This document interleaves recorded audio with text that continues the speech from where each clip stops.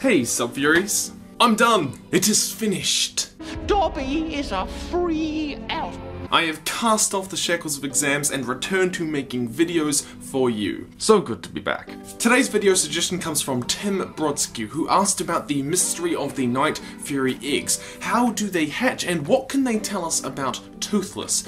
Let's get started. Before we continue, I highly recommend that you watch our video on the Night Fury habitat. You can click the link up in the corner of the screen where we talked about how it's probably likely that Night Furies live in caves low down near to the ocean or to lakes, probably on a coast at low altitudes, rather than say up in mountain ranges or in volcanoes. Now, because Toothless is the only Night Fury we have ever met, it's a little bit difficult to get lots of information about the species, but Tim did point out an article that was released by DreamWorks in 2010 for promotion for the first movie. It talks a bit about Night Furies, but more importantly, their egg. And it raises some really interesting questions. As you can see, Night Furies have a black, smooth, relatively ordinary egg that is designed to blend in with the night sky. But the article also pointed out three really important and cool facts. Number one, Night Fury eggs are only really found on mountain peaks. Number two, they require electrical storms to hatch. And number three, when they hatch, they explode in a fireball. Certainly one way to make an entrance. So the question is obvious. Why would Night Furies, who live at low altitudes near the ocean on the coast, go and then lay their eggs at high altitudes on mountain peaks, when they could just as easily lay them in their caves? Well, I did a lot of puzzling and researching, and I think I've got a theory. You see, my country has a proud ornithological history. As in, did you know that our Air Force has a flightless bird as its symbol? Our Air Force. That was a really, really smart decision. And now I get to introduce to you a native bird that is found in Kikolda, Canterbury, the Hutton shearwater. These are really nice birds because they share water.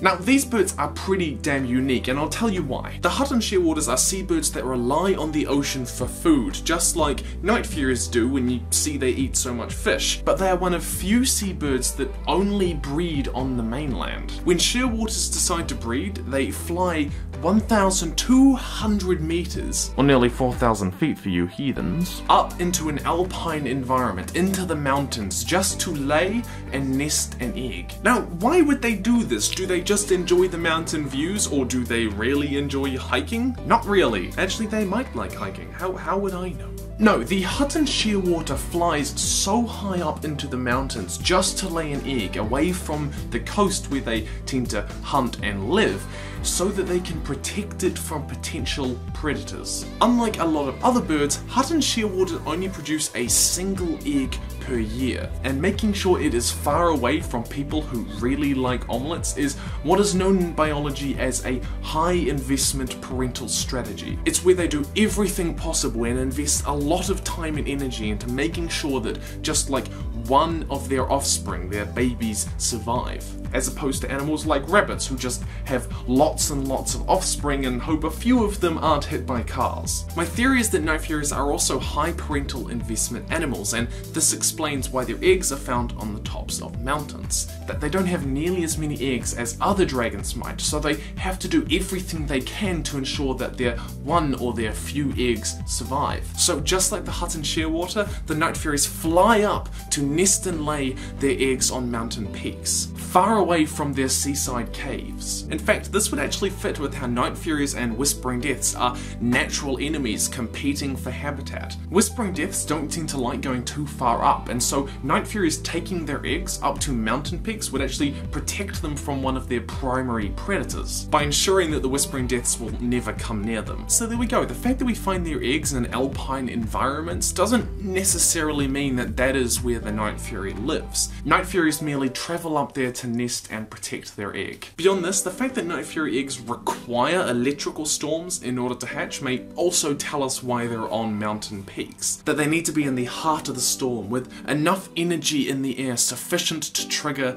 that plasma explosion as they hatch. And on a side note, Night Furies being high investment parents would also make Toothless' story just that little bit sadder, because with whatever had happened to them, they put in so much energy just to make sure that Toothless survived, perhaps even at the cost of their lives, explaining why he ended up alone in the world. However, I would like to point out that these articles are no longer supported by DreamWorks, and there are a number of other inconsistencies in terms of the information that they provide about other dragons that may mean that we're not quite sure if this is quite canon. However, it's never officially been debunked, so it still remains important to me. And what's really cool is that the likelihood of us finding another Night Fury in the third movie probably means we might be able to see if this stuff is actually true, if they are high investment parents, and how they tend to lay and hatch eggs. So that'll be really exciting to see. Before we finish though, it's time to feature some pretty damn awesome Sub-Fury art that I had sent to me earlier in the week. I wanted to show you this amazing piece depicting both Toothless and Mishka by